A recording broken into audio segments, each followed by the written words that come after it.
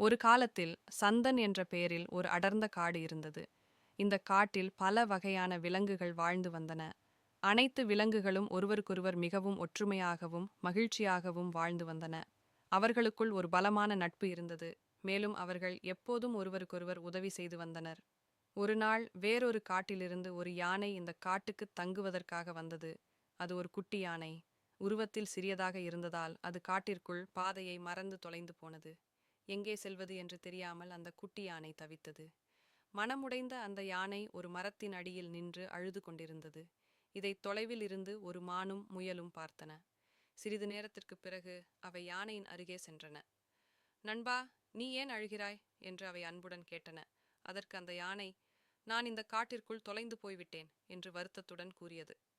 யானை அழுவதைக் கண்ட மானும் முயலும் அதற்கு உதவ முடிவு செய்தன.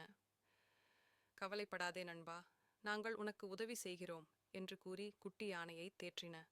அவை குட்டி யானையை தங்கள் மற்ற நண்பர்களிடம் கூட்டிச் சென்றன. அங்கே சிங்கம், கரடி, குரங்கு மற்றும் ஒட்டகச்சிவிங்கி என பல விலங்குகள் இருந்தன.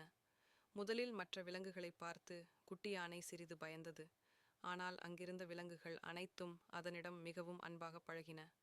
இனிமேல் நீயும் எங்கள் நண்பன்தான். நீ உன் குடும்பத்தை கண்டுபிடிக்கும் வரை எங்களுடனேயே இருக்கலாம் என்று காட்டின் ராஜா சிங்கம் கூறியது.